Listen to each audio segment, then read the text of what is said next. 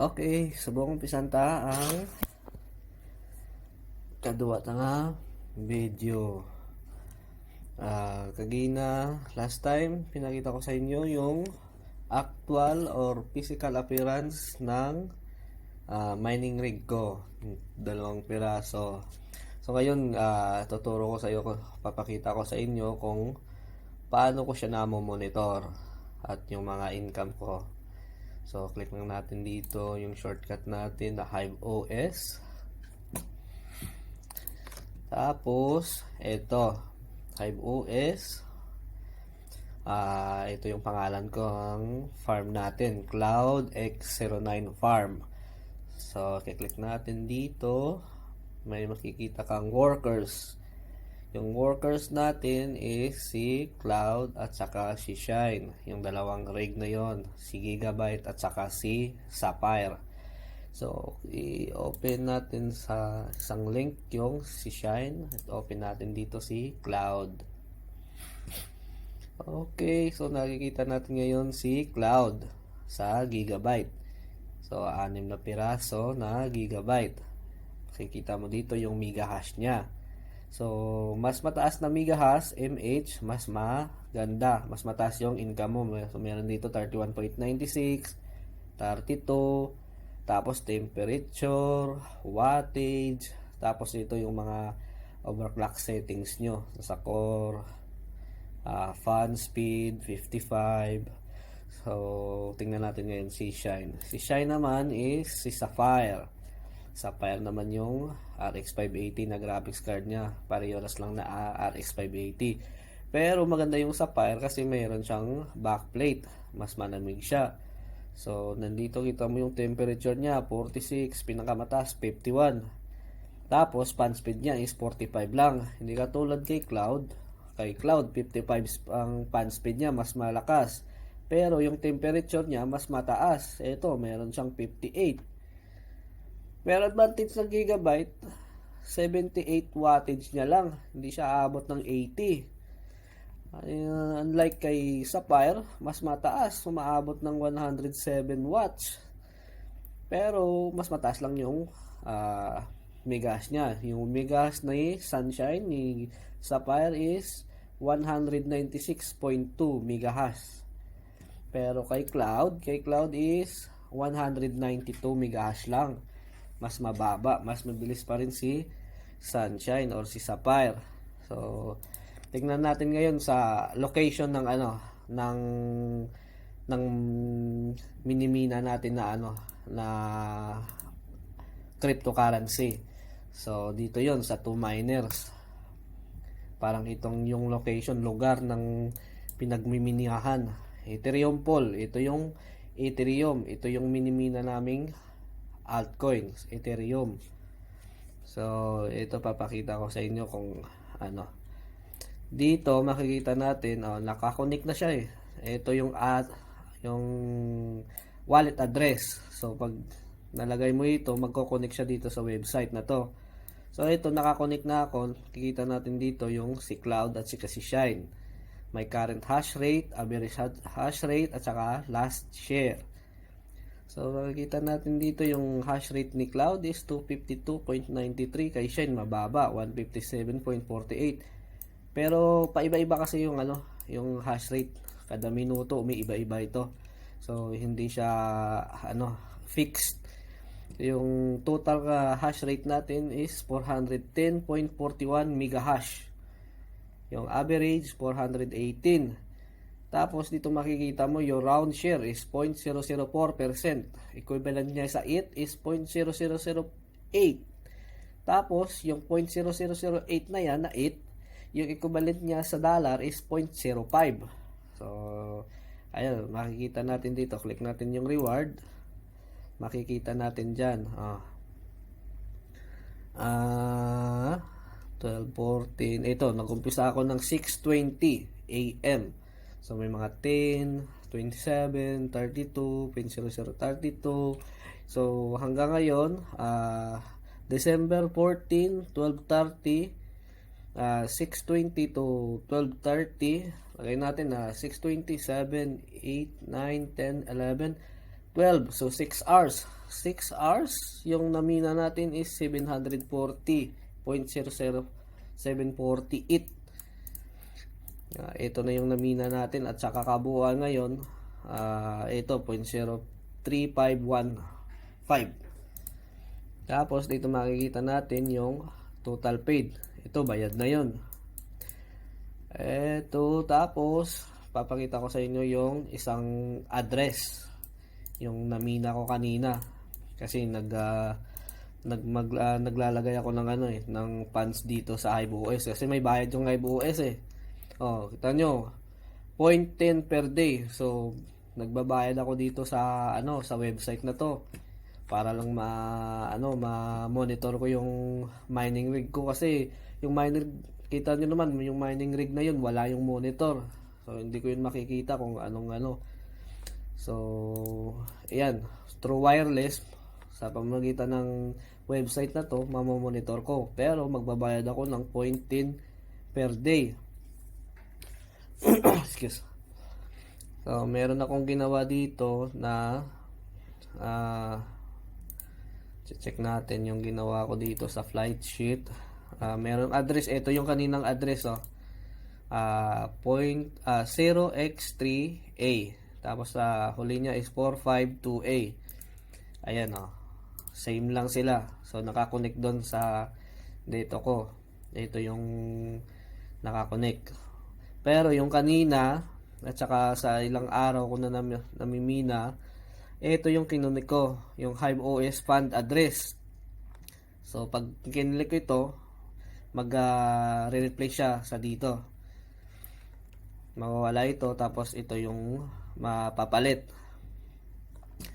Yung address nito is ito, 0x2FCE. Tapos huli niya is F094. Check natin doon sa to miners na search mo lang dito, copy and paste, tapos search. Ayan, meron na tayo. Wala tayong current hash rate kasi offline to. Doon na ako nag-connect sa isang address. Naka-offline na to. So makikita natin dito yung rewards, click natin. Ito 12. December 12, yung namina natin is 0.01876. Pero hindi ito buong araw kasi nagpapalit-palit nga ako ng ng address. Pero sa address na to, ito December 12, December 13, yung medyo malaki-laki yung December 13, 0.02722. Tapos December 4, 0.0058. Hindi ko na pinatuloy ito kasi yung payout dito is 0.05. Nakalagay dito. Payouts are processed automatically every 2 hours if the minimum amount of 0.058 has been reached. So ito, naka-reach na ako. Tingnan mo. Paid na. Dali. Tingnan akong tawag. Paid na siya, Kaya tinigil ko na siya dito. Tingnan natin dito kung akong tigil, anong oras. 12:06:09. So December 12, December 13 at saka December 14. So paglagay natin, lagay na lang natin 2 araw kasi ito hindi ko natapos. Ito konti lang naman, mga 6 hours lang naman yung yung mina ko dito kasi nag-stop na ako. Pinalitan ko na ng isang address. So lagay natin dito na nagmina ako ng 2 araw sa itong address. Tapos naka-accumulate ako ng 0.0546. 2 araw yun. So ito, check natin kung magkano to sa dollar. So check natin it to USD. Excuse. Ayan. Makikita dito is 585.34 United States dollar USD. Sa isang Ethereum or Ether, 585 daw yung palitan. So yung namina natin wala pang isang ETH. Pero 2 araw lang 'yon, okay lang. So 0.05046. Okay natin dito. 0.05046 0.05046. Yung palitan, yung equivalent niya sa dollar is 29.54. Oh, dalawang araw may 29.54 ka. Compute natin.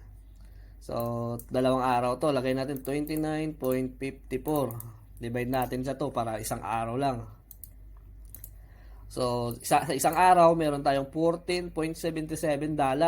So, i-times natin sa 30 para 30 days. Times 30.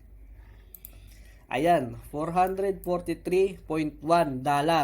So, magkano yun sa pesos, yung dollar? Ay naman natin is USD to PHP. Yan, today. Yung araw, December 14, 48.03 yung Philippine pesos sa isang dollar. Pero yung magiging income ko sa isang buwan is 443.1 US dollar. So, lagay natin yan. 443.1. Lagay na, 4.3 na lang. Oh, ayan. Yung price yun niya na equivalent 21,277.29 pesos sa isang buwan. Oh, mas malaki pa yung sahod ko sa 8 hours or ano nyo na ano dyan, na trabaho. Hindi naman ako nagtatrabaho dito. Upo lang ako. Internet lang. Nagmimina lang ito. Si Shine. Yung worker ko. Tsaka ito si Cloud. Yung isa kong worker. Pero yung buwanan ko dito is 21,277 pesos. Diba? Ang laki. Ganito yung ano yung miner na to. So, ito. Pagkita mo nito, 12. Balik tayo dito, December 4. So, 609, si-stop ko na to. Kasi, naglipat na ako ng address. So, naglipat ako dito. Ito nilipatan ko. Ayan. So, makikita din natin dito. December 4. 11:14. Yan. Nag-start ako nagmina ng December 14, 6:20 AM. Papuntang 12:30. So, nagmina ako ng ganito. Malaki-laki na din to. Ayan. So, total paid. Meron na ako dito. Tapos, meron pa akong isang website kasi baguhan pa lang ako eh. Nagtetest pa ako kung saan mas maganda na lugar or website ng pagmimina. O dito, makikita mo dito, same lang sila na address, 0x3A3A. Tapos dito is 8452A. Naman dito, ito 0xA3A tapos 8452A, di ba? Same lang sila. Pero magkaibang website 'yon. So, tinetest ko kasi kung saan mas maganda, mas malaki yung kita. Kasi dito, yung bayaran, mode of payment nila is PPS Plus. Dito, PPLNS. So, yung magkaiba yun, hindi ko na yun i-explain. So, dito wala akong yesterday kasi sa 2 miners ako nagano. Ito, F2 pool naman. So, dito meron na akong 0.1 din, or total ko is 0.139. Tapos sa miners ko, 8 miners, 2 miners pala na website, 0.1. So meron na akong mahigit na 0.28. Tapos sa iba, meron din ako dito sa ibang website, meron ako pa unti-unti. Ilang days pa lang kasi ako nag-start, kaya konti pa lang. Pero at least na natin, na compute na natin yung estimated na income natin, may higit 20,000 sa isang buwan. Dito sa F2 pool na website, eto, nakikita mo dito yung palitan, pool hash rate, price na 585. Tapos may calculator ito. Pag na-click mo ito, ito, estimated daily revenue, may calculator siya. So, i-input mo lang yung mega hash mo, mega hash rate, tapos i-compute niya kung magkano yung daily income mo. Halimbawa sa atin, check natin. Yung total hash rate ko is total hash rate ko is 388.4. So, lagay natin dito, estimated daily revenue, 388.4. So, yung estimated revenue ko, eto, 13.98. So, check na natin kung same lang yung 21,000 pesos na yon. 13.98 times 30 days. O, 419 times natin 48 kasi 48 yun yung pesos kanina sa dollar, 48. O, 21,000, hindi siya masyadong lalayo. Mahigit 20,000 pa rin yung magiging income mo sa isang buwan. Kaya natin didakan natin ng ng 2,000, 3,000 sa sa aircon at saka sa wattage ng ng mining ko kasi 1 kilowatts to 1,000 watts. So, lagay natin, maximum, bawasan natin to yung 20,000 ng 2,000. Meron pa rin 18,000. Malaking income pa din yun. Wala ka namang ginagawa. Nag-i-income ka ng isang buwan, ganyan. Sa atin, minimum. Magkano lang minimum sa atin?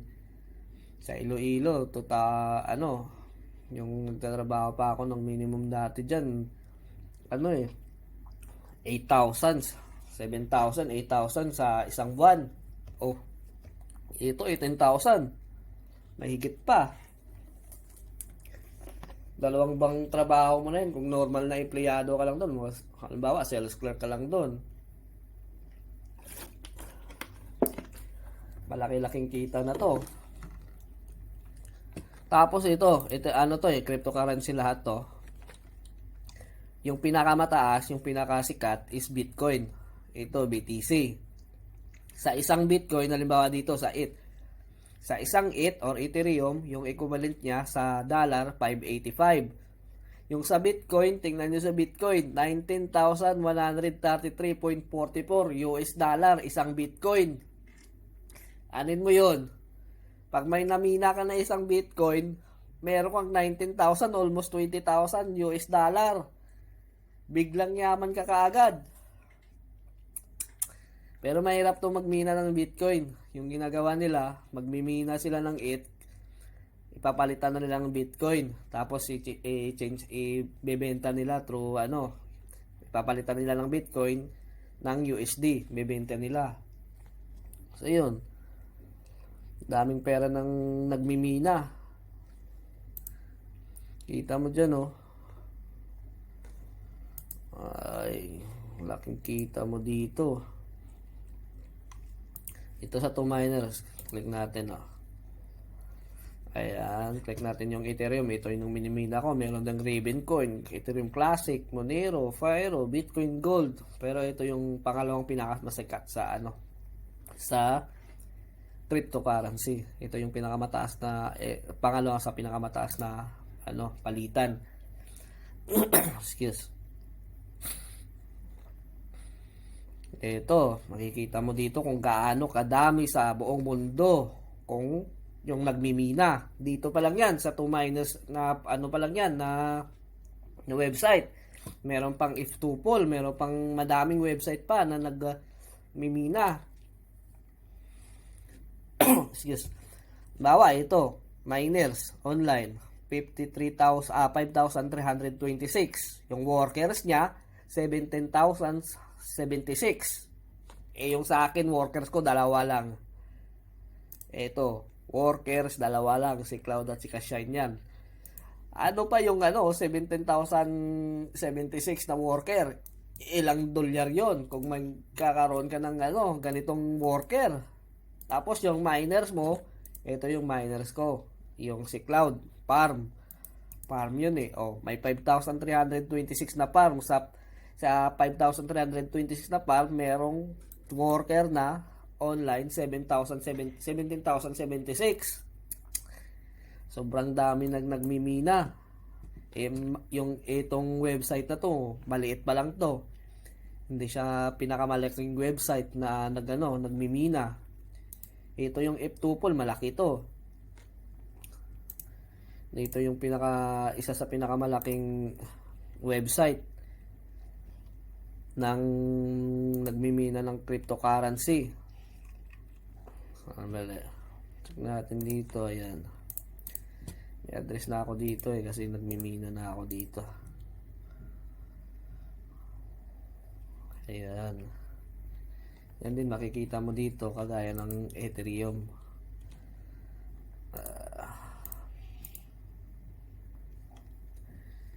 Magkaiba-iba yung nila, yung settings nila. Dito, ito naman, dito mo makita yung hash rate niya. Dito mo makikita. Tsaka dito sa iba, may dito yung workers, kagaya dito workers, makikita mo yung hash rate. Ito din, pero magkaiba to yung bayad nila. Hindi ko na i-explain kasi masyadong ng so yun, kung may tanong kayo na gusto nyong magpaturo or something ganyan, kumita ng malaki, wala ka namang ginagawa, magmo-monitor ka lang. Mo-monitorin mo lang kung mataas yung temperature. Ganyan lang. Magi-income mo lang ng buwan-buwan. May maintenance mo lang yung mining rate mo doon. Yung RX 580, may maintenance mo lang. Wala kang gagawin. Liban sa maintenance. Monitor. Nag-income ka ng 20,000 pesos. Laki. 1,500 real yon sa isang yung 1,500 real yon, minimum payout na dito yon sa real, sa Qatar. Meron pang nagtatrabaho dito na mas mababa pa sa 1,500. Okay, kilala ko dito mga sa restaurant, 1,500 yung nila, yung sahod nila. Ito, sila nagtatrabaho sila 8 oras isang araw. Ako, upo lang ako dito. Same lang kami na sahod. Wala akong ginagawa. Diba? Tapos, ito pala hindi ko na-explain na 29.41. Ito yung namina ko kanina dito, yung 3 araw na sinasabi ko kanina.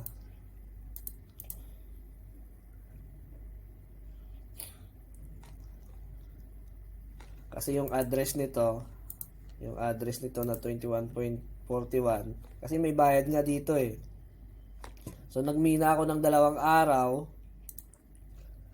gamit ng address na to, HiveOS fund address. So dahil sa 2 araw, nagmina ako dito sa address na to, na wallet address ko dito, para lang repilan ko yung funds ko dito. Kasi may bayad to Pag hindi ka nagbayad, hindi ka nila i-connect, bablock ka nila sa mga website na to miners. Hindi ka na makakamina dito. F2Poll, hindi ka na makakamina dyan kung hindi ka magbabayad. Kaya nagmina ako, ito yung binayad nila, meron na akong balance ngayon. So buwan-buwan, dididikan nila yan, 0.10 times mo siya, 0.10 times mo sa 30 days. So $3 a month. So $3 a month sa $29, ang laki na ng $30. Magit ilang taon na to? 2, 3. Di ba? $3. $3 mo sa isang taon times 12, 36. Isang taon lang pala, kulang-kulang isang taon pala yung mo, yung libre mo na yung $29 na to. Pero 2 araw lang yung namina mo. Ano pa? Bawing-bawi ka doon. Diba? So ayan. Parang na-explain ko na halos lahat yung nagawa ko ngayon. Pero marami pa akong hindi masyadong Hindi masyadong nalalaman dito kasi baguhan pa lang ako. Wala pa akong isang buwan eh. 2 weeks. 2 weeks pa lang ako nagmimina. Pero at least, di ba? Kumikita. Kaysa naman na upo ako dito, nagbabantay ako ng anak ko, na walang ginagawa. At least ito, merong kita. Malaki pa. Mas malaki pa doon sa atin. Ngayon, pag nag 0.05 na to, magiging 50 na ito. 0.15. Ito, nagbago na. So, ayan. Okay na yata. Complete na.